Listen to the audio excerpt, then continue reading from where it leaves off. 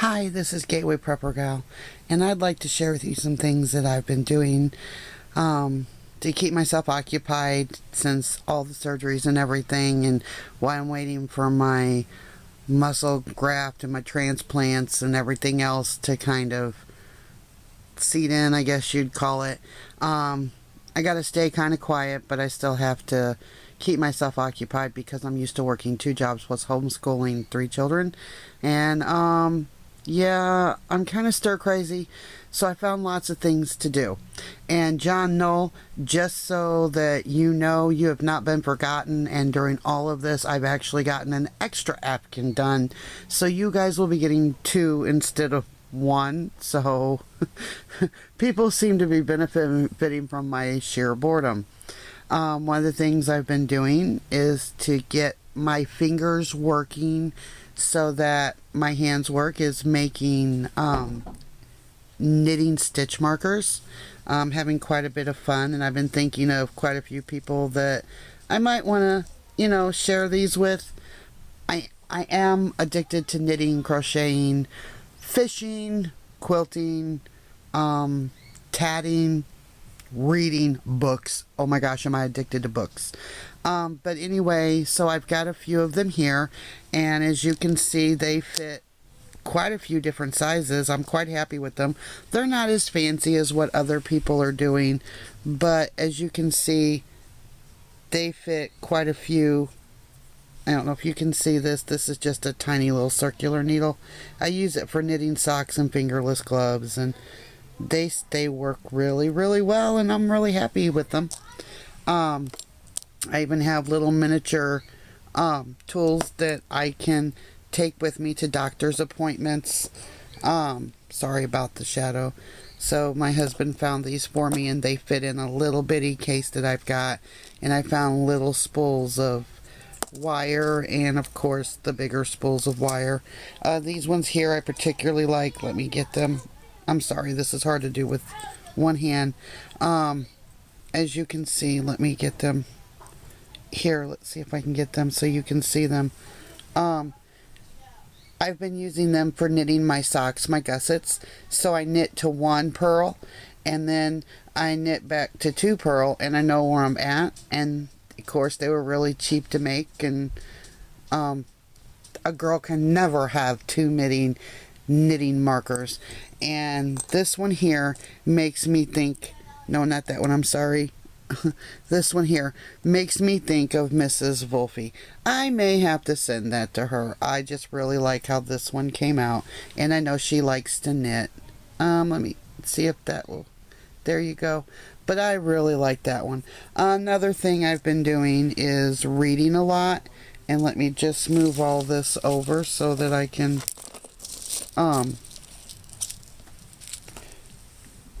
tell you what I've been reading.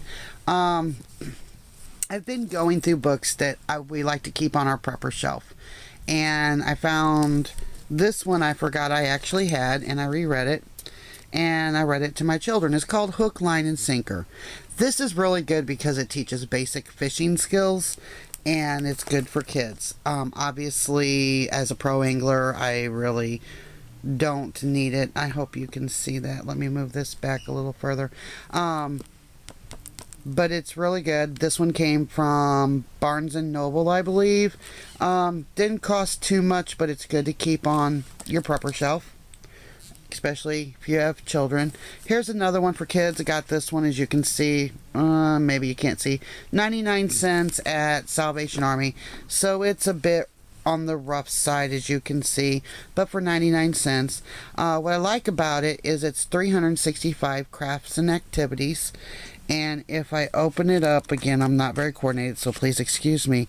Some of the crafts I found were extremely helpful. I don't know how much of this you can see. That is a hollowed out log hot dog cooker. Now, I figure if you can warm a hot dog in a hollowed out log with foil, why can't you heat other things? And this is just chock full of all kinds of, I'm not very good one-armed.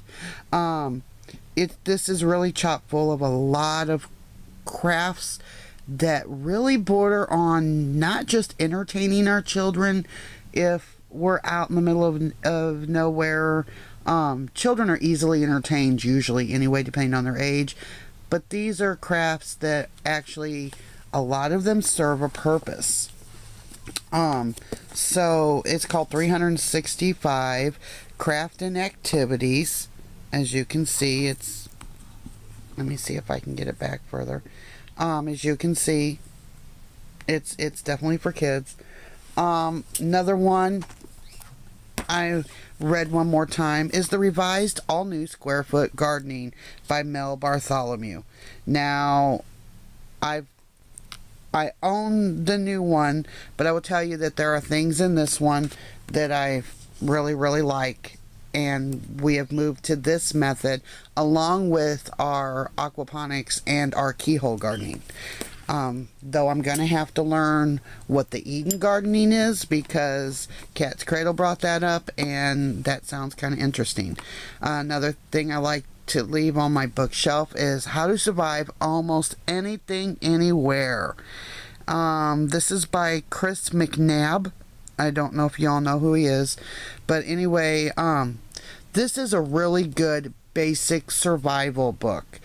It lays it out. Almost anybody can understand it, and it gives some pretty good real life scenarios. Now, my next thing is I'm getting quite sad about, is my Kindle. Well, I have some of my survival books on my Kindle. However, my switch isn't working and my battery isn't working correctly. Or I would turn it on and show you. I have the Red Cross Survival on there. I've got disaster preparedness on there. Just how to prepare for almost any disaster. I've got the homesteading and farming book on here. I've probably got about 10 or 15 of them. Unfortunately, I can't really get to them right now. This is what I used to take to my doctor's appointments because I have a lot of them. Unfortunately, it's not working correctly right now, and I'm gonna have to save up and get a new one, because I really use it when you've got 2 or 3 doctor's appointments a week, and that's just for me. That doesn't include that right now I have sick children. Yes, I'm staying clear of them right now. It's really hard to do, but I'm thinking a new Kindle Fire might be in order. I might have to hint to my children, Mommy needs a Kindle Fire, because this way I can take this to my doctor's appointments and my treatments and anything else I have to go through, and they don't know what I'm reading. They can't tell what I'm reading. It's completely private.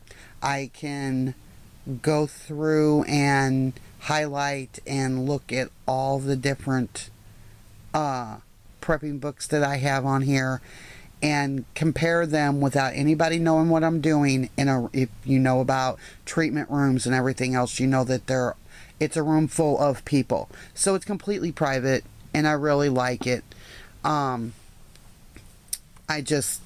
Like I said, I'm just gonna have to get a new one.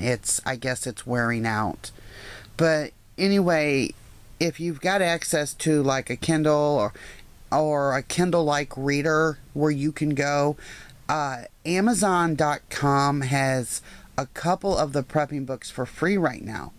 So that's really a good deal. But anyway, that's kind of what I've been doing. Been doing a lot of hands-on projects and things that I can do from my bed. Again, as you can tell, we are in my bed because my children are sick. I'm pretty sure I'm not like sick. I'm pretty sure mine is just, again, from having 3 surgeries in 1 month. But my husband is overprotective, and I really need one of my local friends to come save me. I've got cabin fever really, really bad. But other than that, I'm doing really well. My food storage is completely organized. I've got them working on that. I get to do slave driving from the bed.